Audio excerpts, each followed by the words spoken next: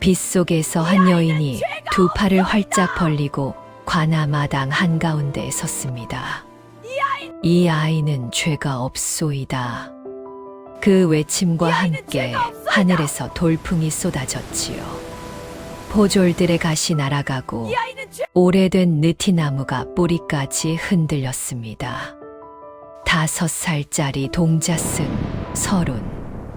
아무도 그 아이가 어디서 왔는지 몰랐습니다. 밤마다 알 수 없는 주문을 읊었고 등 뒤엔 붉은 매화 문양이 새겨져 있었지요. 그 아이가 어느 날 봉덕 앞에 서서 이렇게 외쳤습니다. 40년을 맞고 참은 것이 어찌 보살의 자비라 여기시오. 봉덕은 40년 동안 단 한 번도 남편의 팔을 막지 않았습니다. 맞으면서 참는 것이 자비라 여겼고 그것이 자신의 미덕이라 생각했지요. 그런데 그 아이의 눈빛이 잊혀지지 않았습니다. 맑고 깊고 그리고 한없이 슬픈 눈빛이었습니다. 도대체 저 아이는 무엇인가? 지금부터 그 이야기가 시작됩니다. 안녕하세요. 장승빼기 야담에 오신 걸 환영합니다. 구독과 좋아요 눌러주시고 계신 곳에 지역명을 댓글로 남겨주시면 한 분 한 분 인사드립니다. 먼 옛날 평안도 성천 고을 산자락 깊은 곳에 한 마을이 있었습니다.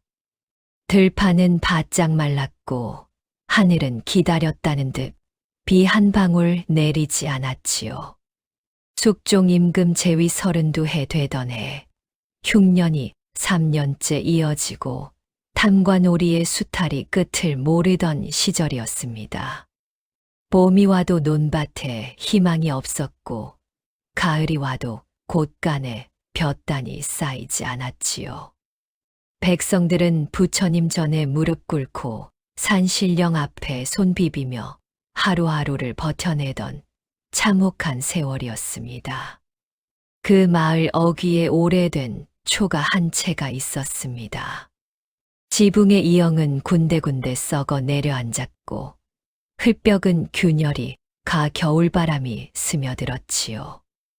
마당엔 장독대 몇 개가 줄지어 있었고 아침마다 그 앞에 꿇어앉아 두 손을 모으는 여인이 한 명 있었습니다. 이 이야기는 그 여인에서 시작됩니다.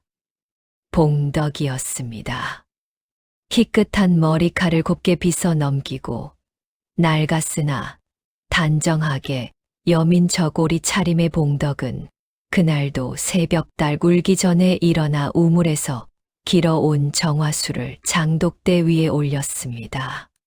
손이 트고 갈라져 핏줄이 도드라진 두 손이었지만 물 한 그릇을 올리는 몸짓만큼은 고요하고 정성스러웠지요. 마을 사람들은 봉덕을 두고 저마다 한마디씩 했습니다. 저 아주머니만큼 복 없는 사람도 없지. 그러게 서방이 저 모양이니 원. 그래도 한 번도 군소리 한 적 없자는가. 살아있는 관음보살이여. 봉덕은 본래 성천고을에서 제법 이름 있던 중인 가문의 딸이었습니다. 어릴 적엔 글도 읽었고 침선도 배웠으며 마을 어른들이 두루 칭찬하던 교수였지요. 하지만 세상 일이란 참으로 알 수 없는 것. 그녀의 운명은 시집을 오는 날부터 기울기 시작했습니다. 남편 박춘보는 원래 과거를 꿈꾸던 선비였습니다. 눈빛이 총명하고 문장력이 남달랐던 청년이었으나 과거 시험에서 거듭 낙방한 이후로 성품이 변하기 시작했지요. 처음엔 술잔을 기울이는 횟수가 잦아졌고 그 다음엔 목소리가 거칠어졌으며 마침내 손이 올라갔습니다. 봉덕이 시집 온 지 이태가 지났을 때부터였으니 어느덧 40년 세월이 그렇게 흘러버린 것이었지요. 이후 단학들은 봉덕에게 몇 번이나 말했습니다. 봉덕마님, 참아도 너무 참는 것 아니오? 그 서방, 진작에 내쫓았어야지. 그럴 때마다 봉덕은 잔잔히 웃으며 대답했습니다. 갈 곳도 없고 올 곳도 없으니 이 집이 내 세상이지요. 그 말 뒤에 얼마나 깊은 체념이 서려 있는지 안악들은 감히 헤아릴 수 없었습니다. 봉덕의 시어머니는 생전에 며느리를 아꼈던 인물이었습니다. 아들의 행패를 볼 때마다 눈물 흘리며 봉덕의 손을 잡았지요. 내가 저 아이를 잘못 길렀구나. 내 사정이 딱해서 어찌 눈을 감을지 모르겠다. 시어머니가 세상을 뜨고 난 뒤 봉덕의 곁에는 아무도 없었습니다. 장독대 앞에 정화수 한 그릇. 그것이 그녀가 하루를 시작하는 유일한 위안이었지요. 박춘보에게는 술벗이 한 명 있었습니다. 마을 이방이었지요. 이방은 박춘보에게 술을 사주면서 관아의 뒷이야기를 흘려주었고, 박춘보는 그것을 안주거리로 삼아 더 많은 술을 마셨습니다. 두 사람 모두에게 이로울 것 없는 사이였건만 어울리는 것을 끊지 못했지요. 그 무렵 마을 뒷산 중턱에 자리한 작은 절, 청원사에는 주지 해명 스님이 있었습니다. 스님은 봉덕이 달마다 시주를 올리러 오면 조용히 맞이하며 차 한 잔을 내어주곤 했지요. 그리고 어느 날 밤 청원사에 이상한 아이가 나타났습니다. 봉덕은 매질을 당한 날에도 새벽마다 장독대에 정화수를 올렸습니다.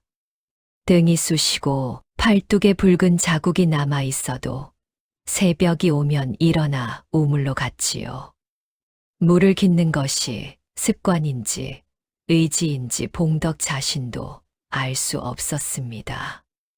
다만 그것을 하지 않으면 하루를 시작할 수가 없었지요. 어느 이른 봄날 새벽이었습니다. 봉덕이 여느 때처럼 무릎을 꿇고 두 손을 모은 채 정화수 그릇을 바라보고 있었지요.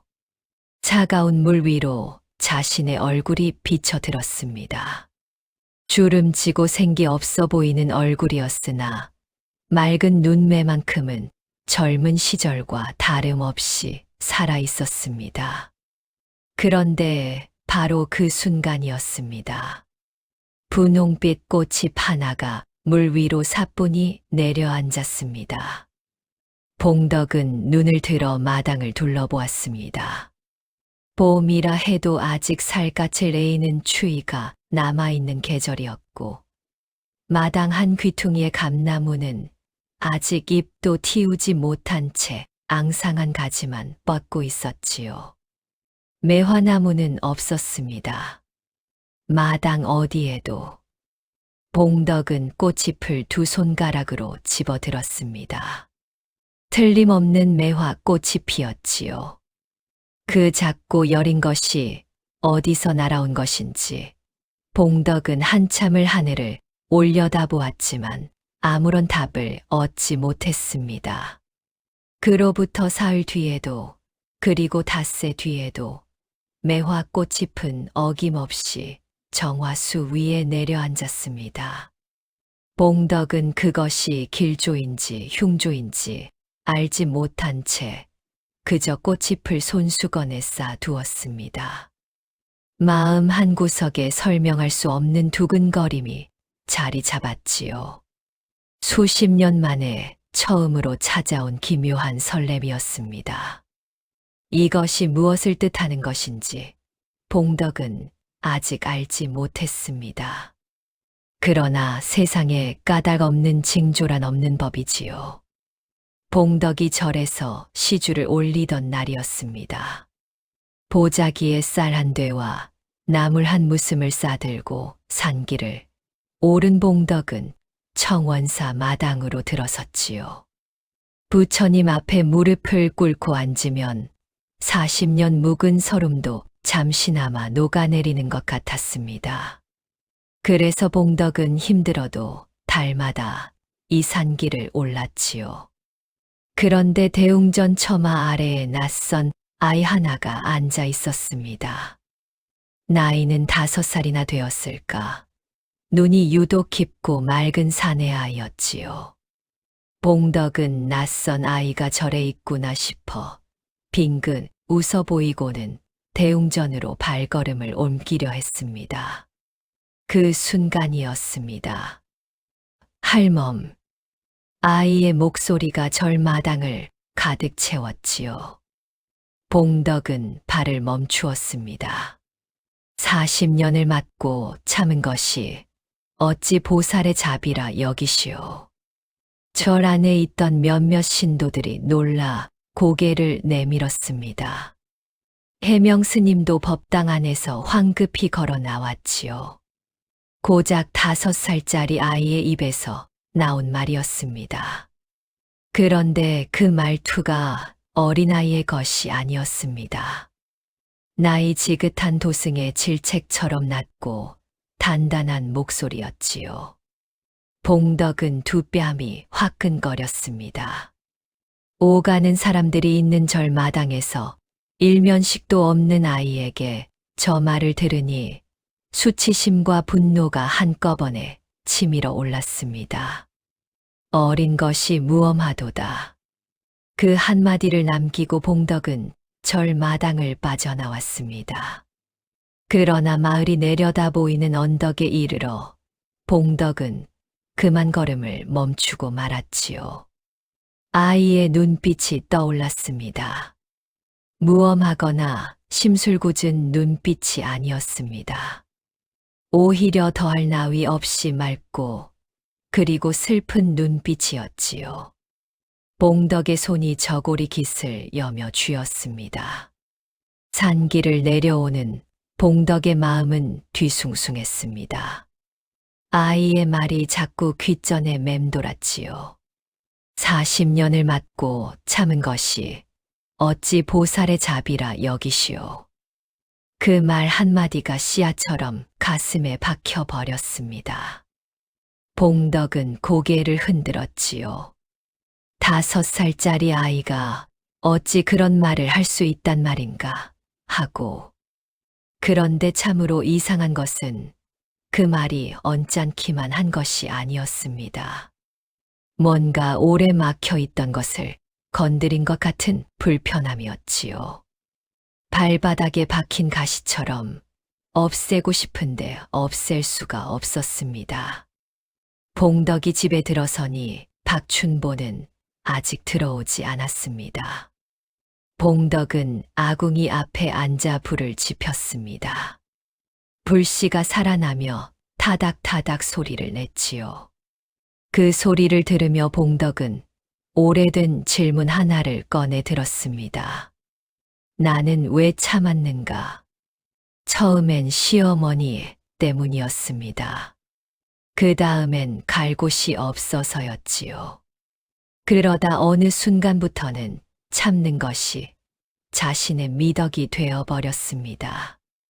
관음보살이라는 말이 위안이 되었지요. 그러나 오늘 그 아이의 말을 들으니 그 위안이 흔들렸습니다. 불빛이 흔들렸습니다. 봉덕의 눈도 흔들렸지요. 해명 스님이 서른을 처음 만난 것은 초봄의 이른 새벽이었습니다. 새벽 예불을 준비하고 있는데 절 마당에 어린아이 하나가 홀로 서 있었지요. 나이는 5살이나 되었을까. 눈이 유독 깊고 맑은 사내 아이였습니다. 옷가지 하나 없이 호쩌고리 차림이었고 추운 날씨인데도 떨지 않았지요. 어디서 온 아이냐? 해명 스님이 물었으나 아이는 이름만 대었습니다. 서른이라 하오. 스님은 아이의 부모를 찾아보려 했으나 아무런 단서가 없었습니다. 그렇게 서른은 청원사의 동자승이 되었지요. 그런데 이 아이가 예사롭지 않았습니다. 서로는 밤마다 연불 대신 해명 스님도 알아듣지 못하는 옛 주문을 나직이 읊었습니다. 그 소리가 마당까지 흘러나오면 바람이 잠잠해지고 절 마당의 나무들이 흔들림을 멈추었지요. 해명 스님은 그 아이가 신기하면서도 어딘지 두려웠습니다. 감히 주문을 멈추라 하지 못하고 그저 지켜볼 뿐이었지요. 마을 사람들 사이에도 이상한 이야기가 퍼져 나갔습니다. 그 아이 아무도 모르는 병을 알아맞힌다더군. 절 마당 고양이가 죽어가고 있었는데 그 아이가 한 번 쓰다듬었더니 다음 날 멀쩡히 뛰어다니더라는 말이 있어. 사람들은 수군거렸지만 아무도 서른에게 직접 묻지는 않았습니다. 아이의 눈빛 앞에 서면 왠지 입이 떨어지지 않았기 때문이었지요. 그리고 아이의 등 한가운데에는 붉은 점 무늬가 있었습니다. 해명 스님이 어느 저녁 서른의 저고리를 빨아주려고 벗기다가 그것을 발견했지요. 밭알만한 크기의 붉은 점 여러 개가 가지런히 모여 매화 한 송이를 이루고 있었습니다. 그것이 타고난 점이라기엔 너무 또렷하고 정교한 모양이었지요. 스님은 아무 말도 하지 않고 조용히 저고리를 내려놓았습니다. 그 밤 스님은 오래도록 잠을 이루지 못했습니다. 봉덕의 정화수 위에 내려앉던 매화 꽃잎과 서론의 등에 새겨진 매화 문양, 두 가지가 같은 인연으로 묶여 있다는 것을 그때는 아무도 알지 못했지요.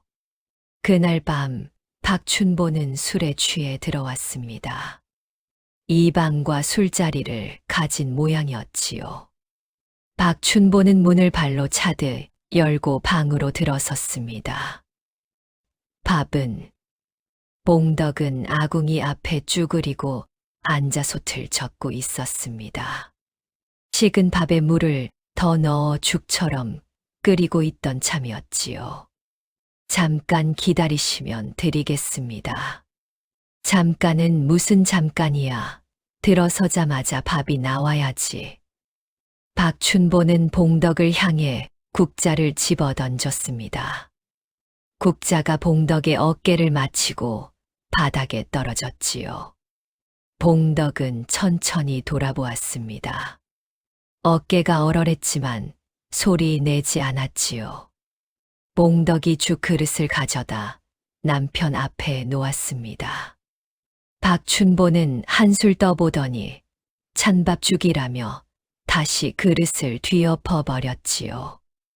뜨거운 죽이 봉덕의 치마 위로 쏟아졌습니다. 박춘보가 자리에서 일어나 봉덕의 저고리 깃을 움켜쥐었습니다. 봉덕은 눈을 감지 않았습니다. 오늘도 맞겠구나 하는 체념도 아니었지요. 서른의 말이 귓전에 맴돌았습니다. 40년을 맞고 참은 것이 어찌 보살의 자비라 여기시오. 봉덕의 두 손이 올라갔습니다. 박춘보의 팔을 붙잡았습니다. 처음이었습니다. 40년 세월에 단 한 번도 해본 적 없는 일이었지요. 이제 그만하시오. 박춘보는 눈이 둥그레졌습니다. 잡힌 팔을 내려다보고 봉덕의 눈을 바라보고 다시 잡힌 팔을 내려다보았지요. 그 눈 속에서 당혹감과 분노가 뒤섞였습니다. 결국 박춘보는 팔을 뿌리치고 봉덕을 밀쳐냈습니다. 봉덕은 뒷걸음질치다 방문의 등을 부딪혔지요. 하지만 쓰러지지 않았습니다. 그 밤 박춘보는 더 이상 손을 올리지 않았습니다. 이불을 뒤집어 쓰고 돌아 누웠지요. 봉덕은 문 앞에 오래 서 있었습니다. 손이 조금 떨렸지만 그것이 두려움인지 다른 무엇인지 알 수 없었지요. 다음 날 아침이었습니다. 봉덕이 장독대 앞에서 정화수를 올리고 있는데 서른이 마당 안으로 들어섰습니다. 아이는 겁이 없었지요. 좁은 살인문을 밀고 들어와 봉덕 곁으로 다가왔습니다. 어제 처음으로 막으셨군요. 봉덕은 아이를 내려다보았습니다. 내가 왜 여기 왔느냐? 드릴 말씀이 있어서 왔습니다. 아이의 목소리는 여전히 나이에 걸맞지 않게 낮고 차분했습니다. 봉덕은 등골이 서늘해지는 것을 느끼면서도 자리에 앉았지요. 말해보거라. 서로는 잠시 봉덕을 바라보더니 조용히 입을 열었습니다. 전생의 할멈께서 저 사내의 목숨을 거두었소. 칼 대신 말로. 봉덕의 얼굴이 굳었습니다. 무슨 소리를 하는 게냐? 기억하시겠습니까? 지금으로부터 40여 년 전, 춘보 서방이 과거 시험을 보러 가던 전날 밤의 일을 봉덕의 두 손이 저도 모르게 무릎 위를 꽉 쥐었습니다. 기억했습니다. 그것은 봉덕의 마음속 가장 깊은 곳에 묻어둔 기억이었습니다. 막 혼례를 치른 지 얼마 안 된 새댁이었던 봉덕은 시험을 앞두고 잔뜩 기고만장해 있던 춘보에게 심통이 나서 한마디를 던졌지요. 당신 같은 재주로 무슨 과거를 봐요. 가지 않는 게 나을 거예요. 그것은 순간적인 말이었습니다.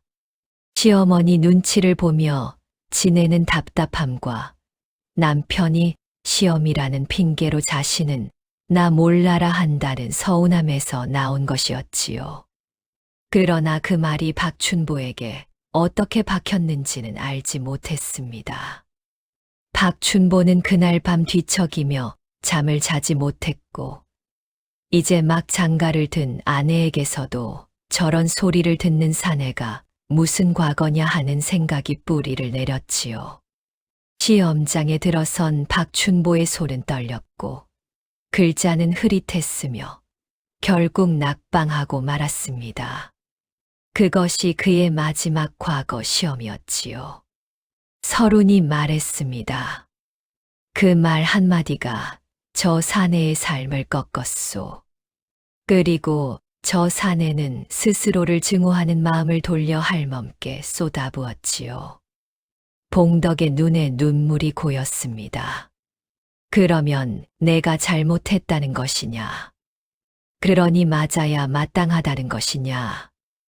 목소리가 갈라졌습니다. 서로는 눈 하나 깜짝하지 않았습니다. 그렇지 않소.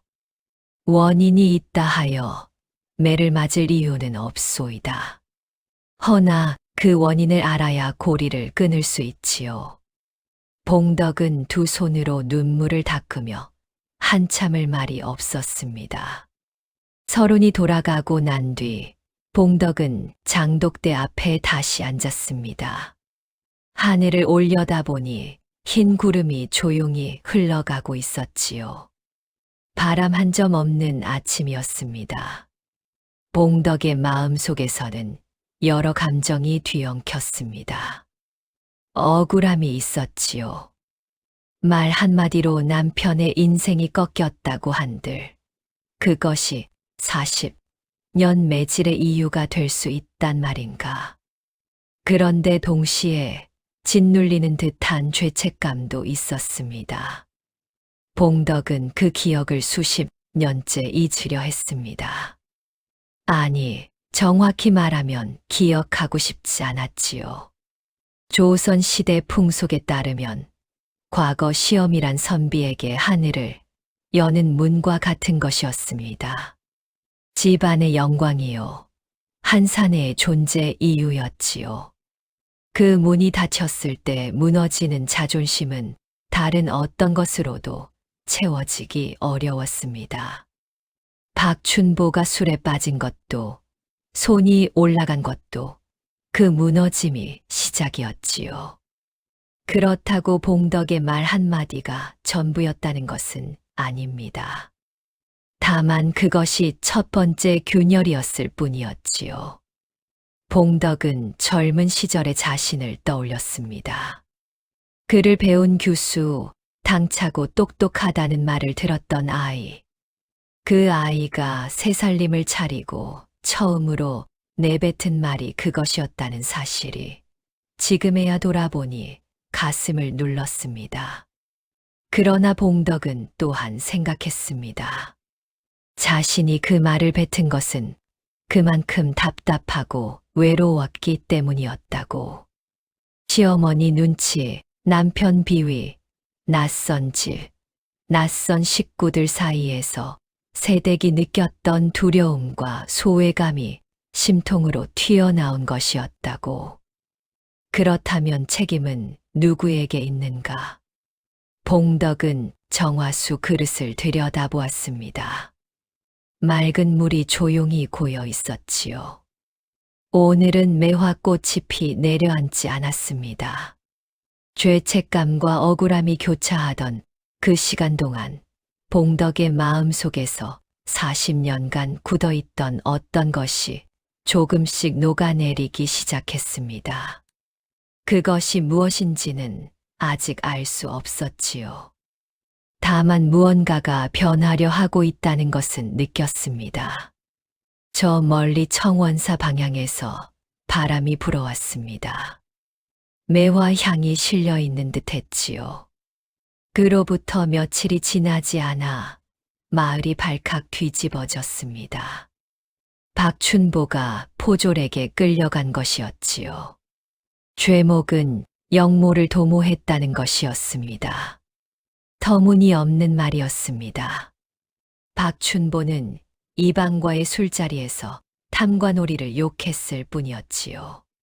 성천고을을 다스리는 사또가 곳간을 제거처럼 털어내고 세금 명목으로 없는 살림을 쥐어짜고 논밭에 추수까지 빼앗아 간다는 말을 술잔을 기울이며 내뱉었던 것이었습니다.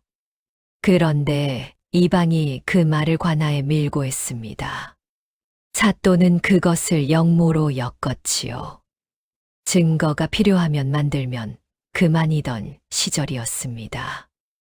이방이 박춘보와 어울린 것은 처음부터 이를 노린 것이었지요.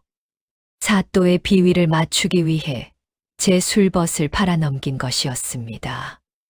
봉덕은 포졸에게 끌려가는 남편을 멀거니 바라보았습니다. 남편의 등이 보였지요. 한때 과거를 꿈꾸던 사내의 등이었습니다. 지금은 굽고 초라한 등이었지만 그 등 뒤에 40년 세월이 붙어 있다는 것을 봉덕은 알았지요. 봉덕의 발이 저도 모르게 한 걸음 앞으로 나섰습니다. 그때 서른이 봉덕의 곁에 나타났습니다. 어디로 가시려 하오? 남편이 끌려가고 있지 않느냐? 그리하는 것이 할멈의 도리라 여기시오? 봉덕은 멈추었습니다. 아니라면 어찌 하란 말이냐? 저대로 놓아두면 죽을 것이 아니냐?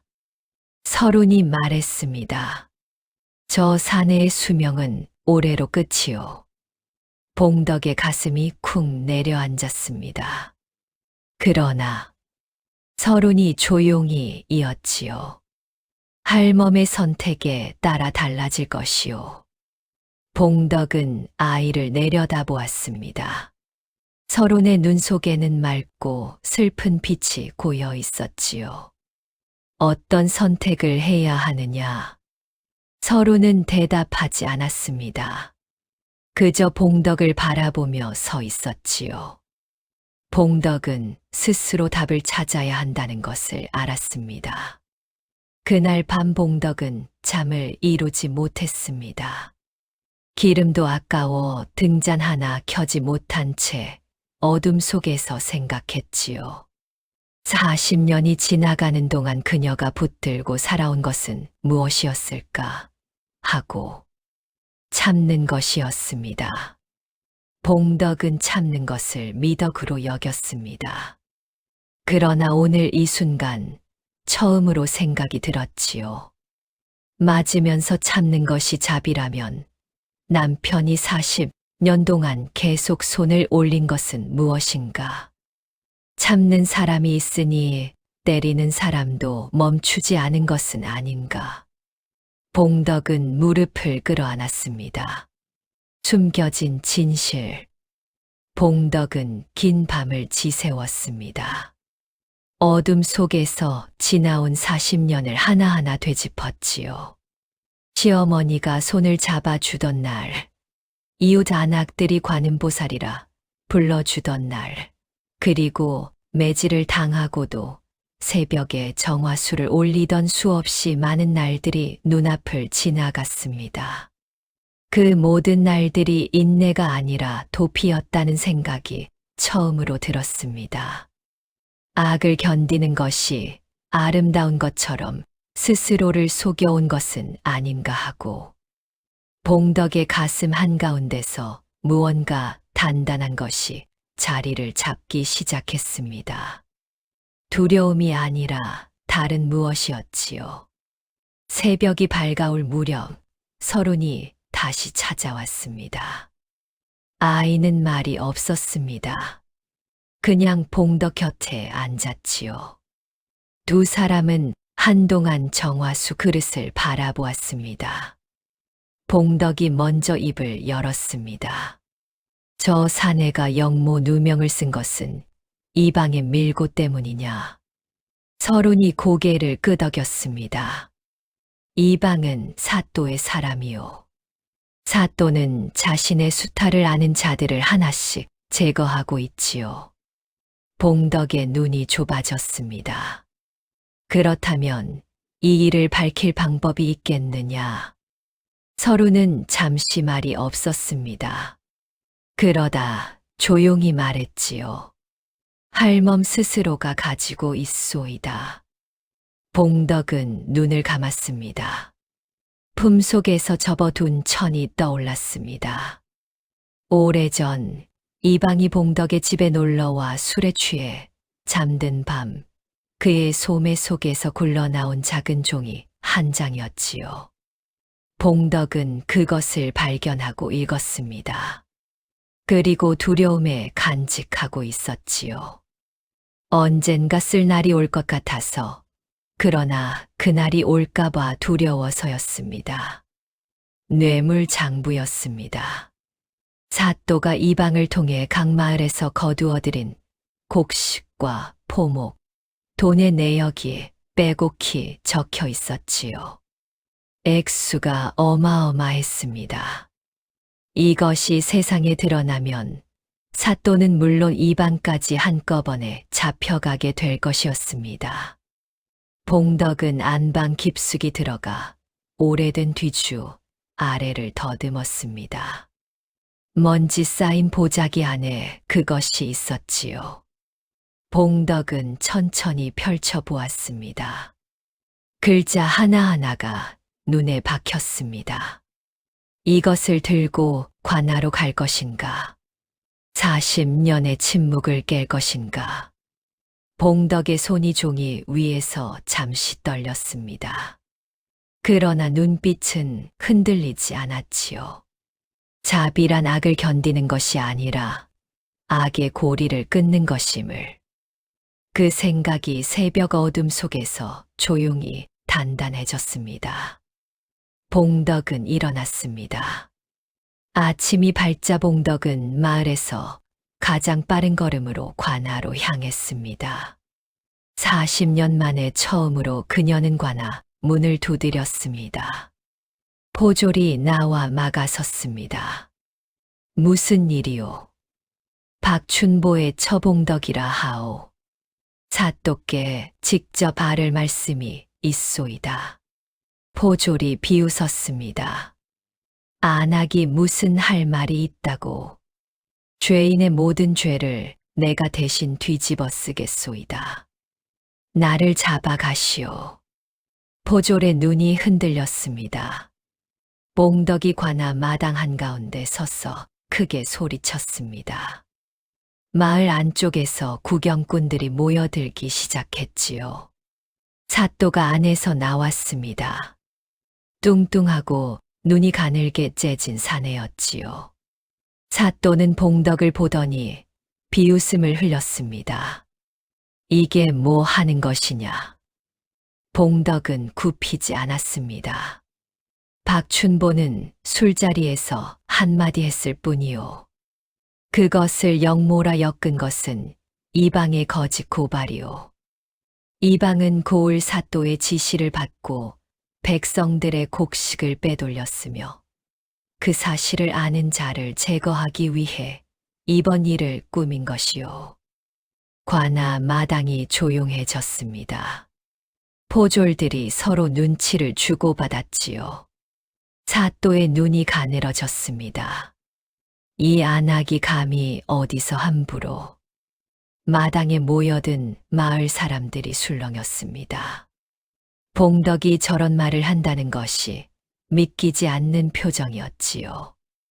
40년 동안 입 한 번 크게 열지 않던 그 봉덕이 관아 마당 한가운데서 사또를 향해 목소리를 높이고 있었습니다. 봉덕의 등이 떨리고 있었지요.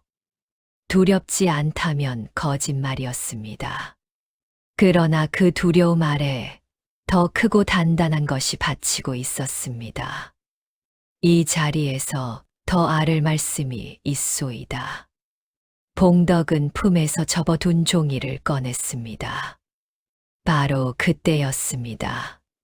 작은 목소리가 마당을 가로질렀습니다. 이 사내의 죄는 탐관오리의 모함이니라. 서른이었습니다. 아이는 관아 마당 한가운데 서 있었습니다. 아무도 아이가 들어오는 것을 보지 못했지요. 언제 들어왔는지 어디서 나타났는지 알 수 없었습니다. 아이가 소리쳐 말하는 순간 관아 마당을 가로지르는 돌풍이 일었습니다. 포졸들의 가시 날아갔습니다. 사또의 상투가 풀렸지요. 마당가에 심어진 오래된 느티나무가 뿌리까지 흔들렸습니다. 그 바람 속에서 서로는 미동도 하지 않았습니다. 아이의 눈빛이 번쩍였지요. 포졸들이 술렁였습니다. 저 아이가 요괴가 아니오? 사또가 소리쳤습니다. 저 아이를 잡아라. 요사스러운 것이 관아를 침범했다. 포졸들이 달려들려 했습니다. 봉덕이 두 팔을 벌려 서른 앞에 섰습니다. 이 아이는 죄가 없소이다. 목소리가 갈라지지 않았습니다. 봉덕 스스로도 놀랄 만큼 단단한 목소리였지요. 포졸들이 멈추었습니다. 마당에 모여든 마을 사람들이 숨을 삼켰습니다. 낮고 낡은 초가에서 40년을 조용히 살던 봉덕이 5살짜리 아이를 온몸으로 감싸고 있었지요. 사또는 물러서지 않았습니다. 요사스러운 아이를 감싸는 자도 같은 죄를 받을 것이다. 둘 다 묶어라. 포졸들이 다시 움직이려 했습니다. 봉덕은 몸을 낮추어 서른을 뒤로 밀었습니다. 그리고 품에 들고 있던 종이를 펼쳐 높이 들었지요. 이것을 먼저 보시오. 사또의 눈이 순간 흔들렸습니다. 봉덕이 든 것이 무엇인지 보았기 때문이었지요. 그 작은 종이 한 장이 가진 힘이 어느 정도인지 사또는 누구보다 잘 알고 있었습니다. 저것을 빼앗아라. 포졸 하나가 달려들었습니다. 봉덕의 손에서 종이를 낚아채려 했지요. 봉덕은 피하며 몸을 돌렸습니다. 발이 미끄러져 마당에 넘어졌지요. 무릎에서 피가 났습니다. 그러나 종이를 놓지 않았습니다. 마당을 둘러싸고 있던 마을 사람들 사이에서 외침이 터져 나왔습니다. 봉덕 마님을 놓아라. 안악을 때리느냐? 구경꾼들이 술렁이며 앞으로 밀려들기 시작했습니다. 포졸들이 당황했지요. 한두 사람이 아니었습니다. 마을 사람 수십 명이 관아 마당을 에워쌌습니다. 봉덕은 바닥에 엎드린 채로 종이를 다시 들어 올렸습니다. 사또께서는 이 방을 통해 올 한 해에만 쌀 300가마와 포목 20필, 은전 15냥을 각 마을에서 불법으로 거두어 드렸소이다. 여기 적혀 있소이다. 사또의 얼굴이 하얗게 질렸습니다. 포졸들 중 하나가 뒤로 물러섰습니다. 그리고 또 하나가 오래전부터 사또의 행실에 불만을 품었던 자들이었지요. 그 포졸 하나가 앞으로 나서며 외쳤습니다. 이것이 진짜 영모요. 마당이 혼란에 빠졌습니다. 사또는 한 발 물러섰습니다. 포졸들이 흔들렸고 마당은 마을 사람들로 가득 찼습니다. 뇌물장부는 이미 여러 사람의 눈에 들어간 뒤였지요. 사또는 빠르게 계산했습니다. 이 자리에서 봉덕을 힘으로 제압하려 하면 마을 전체를 적으로 돌리게 될 것이었습니다. 뇌물장부가 이미 공개된 이상 강압은 오히려 자신의 목을 옥죄는 일이 될 것이었지요. 사또는 목소리를 낮추었습니다. 박춘보의 혐의는 다시 조사하도록 하겠다. 마치 처음부터 그럴 생각이었던 것처럼 말하는 것이었지요. 그러나 눈빛은 봉덕을 향해 날카롭게 벼려져 있었습니다. 봉덕은 그 눈빛을 보았습니다. 이것으로 끝이 아니라는 것을 알았지요. 사또는 물러선 것이 아니라 자리를 바꾸려는 것이었습니다. 잠시 뒤로 물러나 다른 방법을 찾으려는 것이었지요. 그러나 봉덕은 이미 말을 꺼낸 자였습니다. 침묵으로 돌아갈 수 없었지요. 뇌물장부는 불만을 품은 포졸의 손에 건너갔습니다. 그것이 상부로 올라가기까지는 오래 걸리지 않았습니다. 하늘이 어두워졌습니다. 먹구름이 사방에서 몰려들었지요. 봉덕이 마당에서 일어설 때 첫 번째 빗방울이 볼 위로 떨어졌습니다.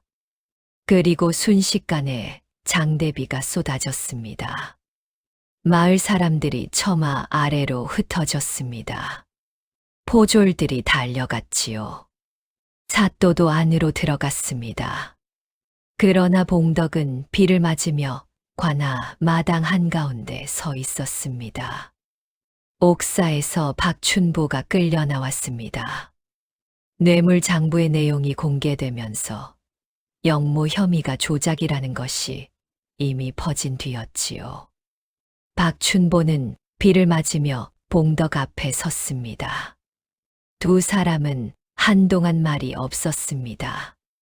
빗속에서 남편의 얼굴이 처음으로 봉덕에게 낯설게 보였습니다. 추악하고 고집스럽고 술냄새에 진동하던 그 얼굴이 아니었지요.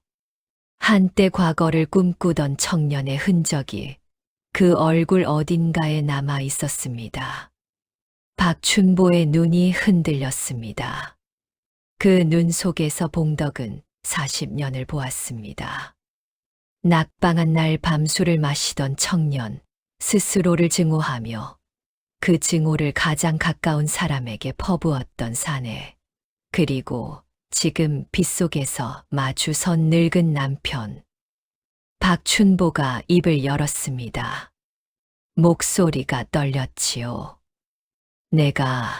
내가 그대를 미워한 것이 아니었소.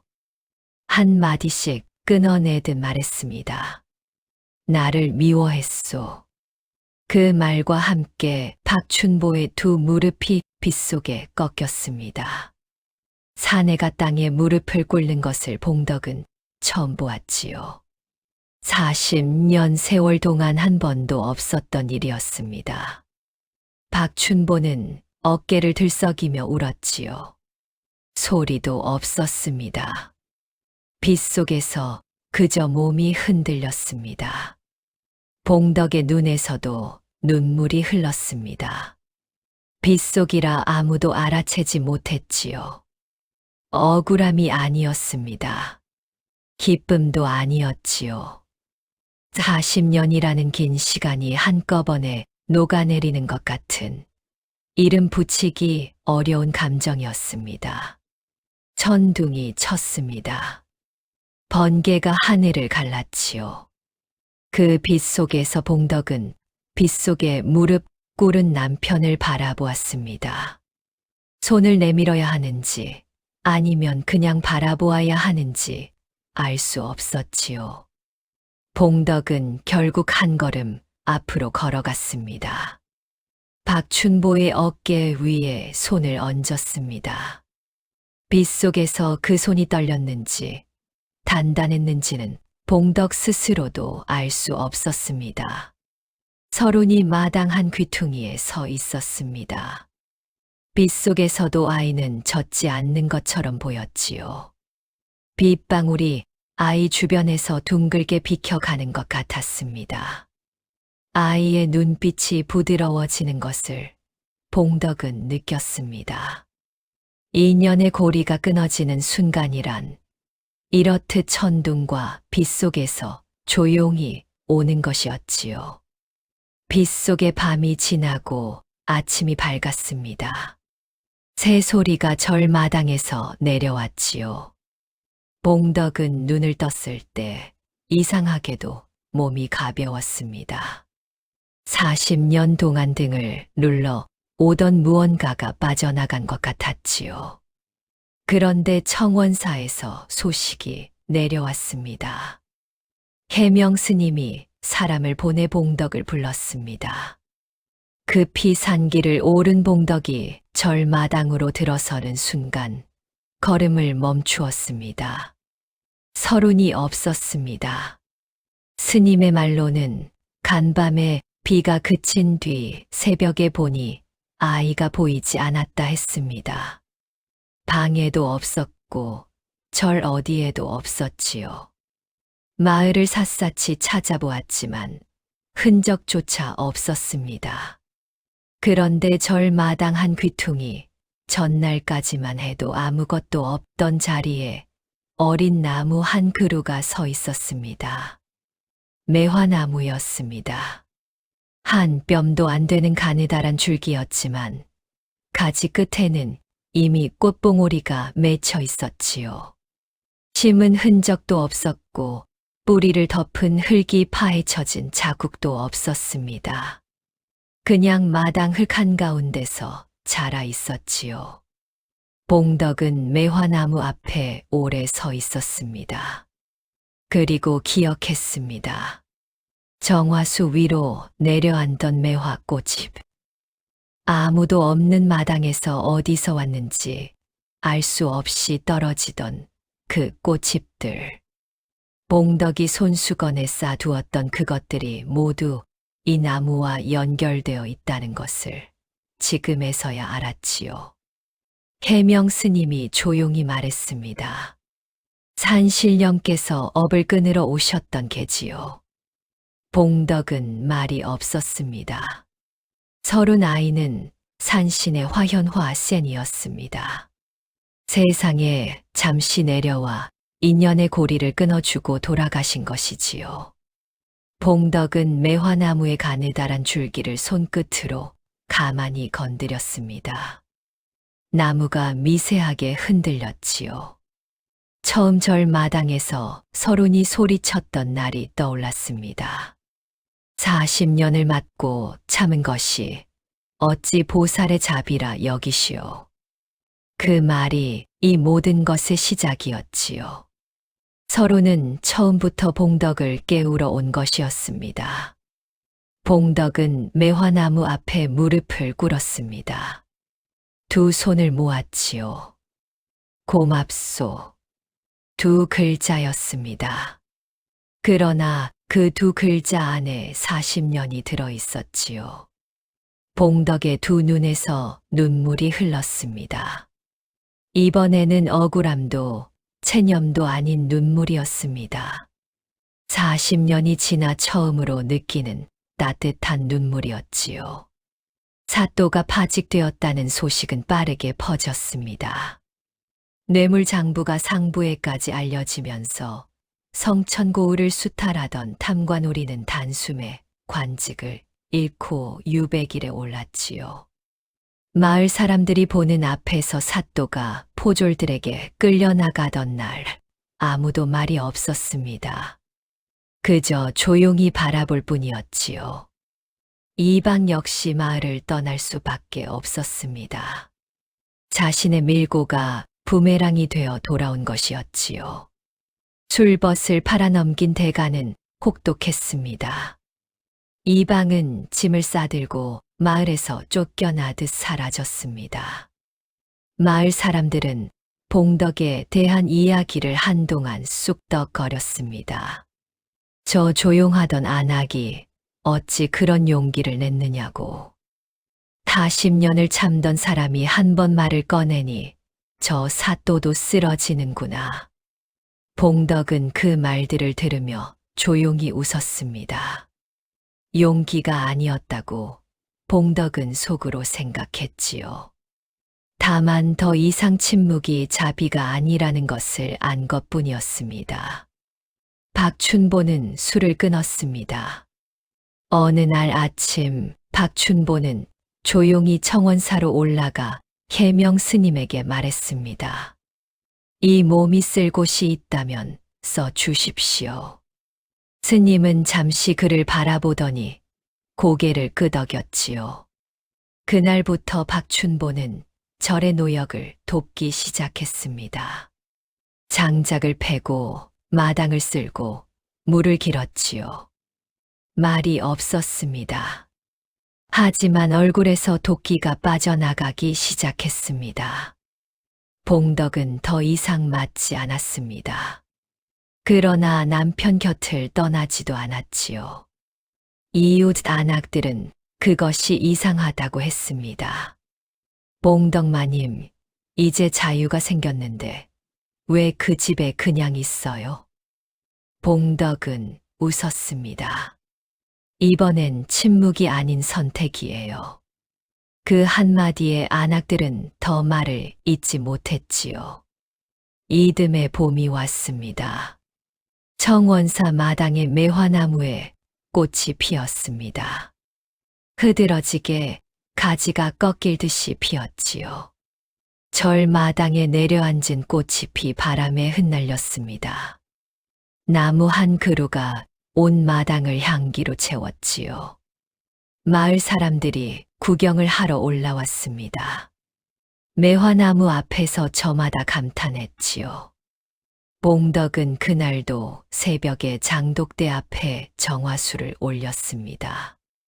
물 위에는 아무것도 비치지 않았습니다. 꽃잎도 없었지요. 봉덕의 얼굴만이 조용히 비쳐들었습니다. 봉덕은 물 위에 자신을 한참 바라보았습니다. 눈가에 주름이 깊고 머리는 완전히 휘었지만 눈빛이 달라져 있었습니다. 무언가 다 내려놓은 사람의 눈빛이었지요. 봉덕은 속삭였습니다. 자비는 참는 것이 아니었구나. 바람이 지나갔습니다. 장독대 위에 정화수가 잔물결을 그렸지요. 저만치 마당 귀퉁이에서 박춘보가 장작을 패고 있었습니다. 아직 말이 없었지만 손이 부지런했지요. 봉덕은 그 뒷모습을 바라보며 자리에서 일어났습니다. 밥을 지어야 했습니다. 이번에는 두려움 때문이 아니었지요. 배가 고플 테니 밥을 지어야겠다는 평범한 생각이었습니다. 그 평범함이 봉덕에게는 오랜만에 찾아온 봄볕처럼 따뜻했지요. 서술자가 여기서 한마디 보태자면 사람이 스스로 변하는 데는 각자의 때가 있습니다. 봉덕의 때는 40년이 걸렸지만 그것이 늦은 것이 아니었지요. 매화는 억지로 피울 수 없습니다. 봄이 오면 스스로 봉오리를 터뜨리듯 사람의 각성 역시 때가 되어야 비로소 꽃을 틔우는 것입니다. 악의 고리란 참는 쪽과 가하는 쪽이 함께 붙들고 있는 것입니다. 봉덕이 그 고리에서 손을 놓은 날, 박춘보 역시 손을 놓을 수 있었지요. 어느 한쪽이 먼저 내려놓아야 고리가 풀리는 법이었습니다. 서로는 사라지고 매화나무만이 남았습니다. 봄마다 꽃을 피우고 꽃잎이 바람에 흩날리고 그 향이 마을 아래까지 내려왔습니다. 마을 사람들은 그 나무를 두고 산신령이 심어준 나무라 했지요. 그래서 가뭄이 들어도 시들지 않고 겨울이 와도 죽지 않는다고 했습니다. 봉덕은 그 말을 들을 때마다 조용히 웃었습니다. 옛말에 고진감래 구진간라이라 했습니다. 고통이 다하면 즐거움이 온다는 뜻이지요. 그러나 봉덕의 이야기는 거기서 한 걸음 더 나아갑니다. 고통 속에서 스스로 무언가를 깨달아야만 그 달콤함이 비로소 의미를 갖는다는 것입니다. 진정한 자비란 고통을 견디는 것이 아니라 고통의 뿌리를 마주보고 그 고리를 끊는 용기에 있습니다. 인연이란 피할 수 없는 것이지만 그것이 악의 고리일 때는 끊는 것이 더 큰 사랑이지요. 매화는 스스로 피어납니다. 누가 강제로 피울 수 없고 때가 되면 스스로 꽃을 틔우지요. 사람 역시 그러합니다. 다음 영상을 빠르게 만나보시려면 좋아요와 구독을 눌러주세요. 그럼 더 재미있는 영상으로 찾아뵙겠습니다. 모두 행복한 하루 보내세요.